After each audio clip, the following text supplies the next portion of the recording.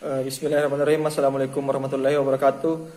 Perkenalkan, nama saya Arman dari kelas PJKRD NIM 1931041169. Di sini saya akan menjelaskan beberapa pengertian, tujuan dan prinsip tes dalam pengukuran dan evaluasi.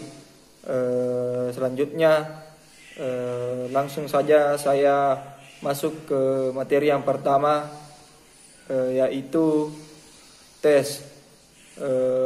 Pengertian tes dapat didefinisikan sebagai suatu pernyataan atau tugas yang seperangkat tugas yang direncanakan untuk memperoleh informasi tentang sifat atau atribut pendidikan atau psikologik yang setiap butir pertanyaannya mempunyai jawaban atau ketentuan yang dianggap benar.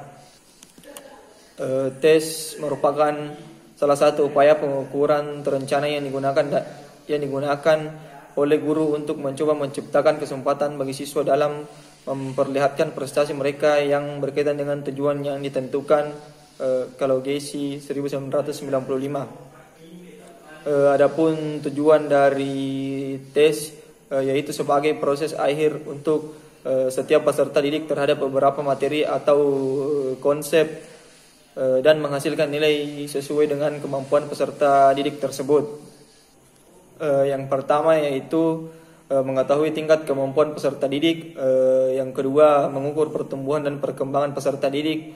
Yang ketiga, mendiagnosis kesulitan belajar peserta didik. Yang keempat, mengetahui hasil pembelajaran.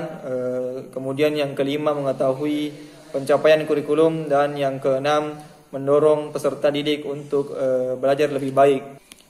Selanjutnya yaitu prinsip-prinsip. Yang pertama yaitu sesuai dengan norma masyarakat atau filosofi hidup. Yang kedua, keterpaduan. Yang ketiga, realistis. Yang keempat, tester yang terlatih. Yang kelima, keterlibatan siswa. Yang keenam, pedagosis. Yang ketujuh, akuntabilitas. Yang kedelapan, teknik evaluasi yang bervarian atau kooperatif. Dan yang terakhir yaitu tindak lanjut. Baiklah, yang kedua yaitu pengukuran. Pengukuran atau measurement adalah proses pemberian angka atau usaha memperoleh deskripsi numerik dari suatu tingkatan di mana seseorang peserta didik telah mencapai karakteristik tertentu. Pengukuran berkaitan dengan erat proses pencarian atau penentuan nilai kuantitatif.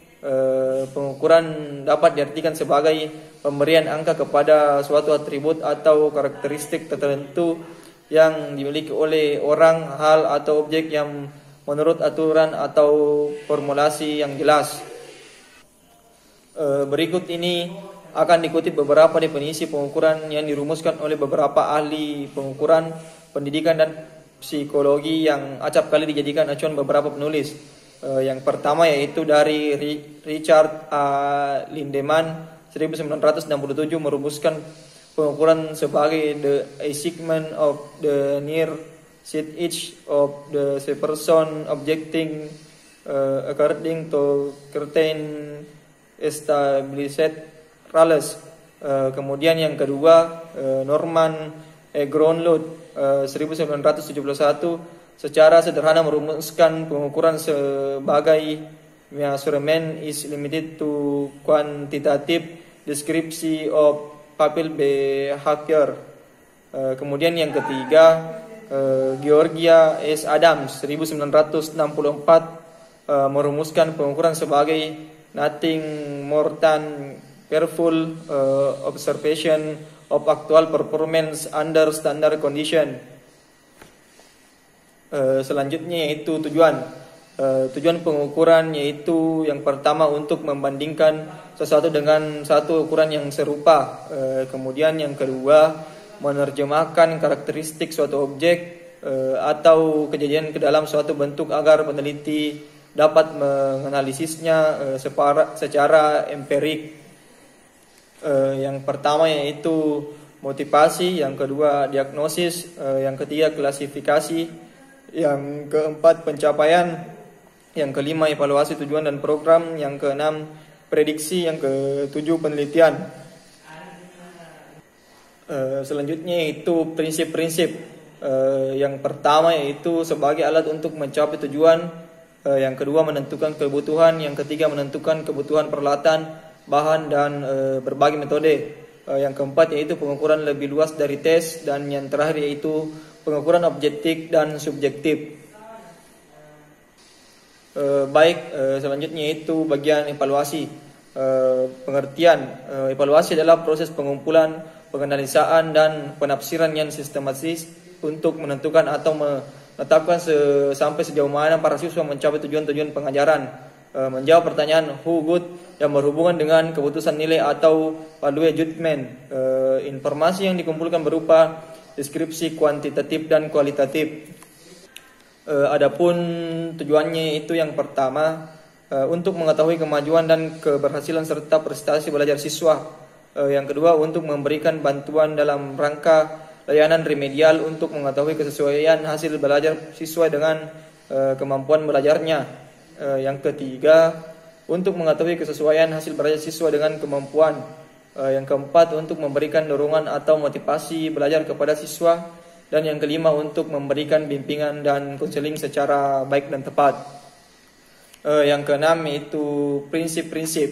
Yang pertama itu menyeluruh atau evaluasi dilakukan terhadap keseluruhan aspek perilaku dan perkembangan siswa. Yang kedua yaitu sinambung atau evaluasi terhadap perkembangan dan perilaku siswa yang dilakukan dari waktu ke waktu secara berkelanjutan. Selanjutnya yang ketiga berorientasi pada tujuan atau evaluasi dilakukan secara sengaja dan terencana mengarah kepada hasil yang diinginkan. Yang selanjutnya yang keempat objektif, yaitu evaluasi yang dilakukan sebagai adanya tanpa warna pendapat pribadi. Yang kelima yaitu bermakna, atau evaluasi memberikan urunan terhadap berbagai pihak, yang terutama kepada siswa. Baik, terima kasih. Mungkin itulah beberapa materi yang bisa saya bawakan. Lebih dan kurangnya mohon dimaafkan. Wabillahi taufiq wal hidayah.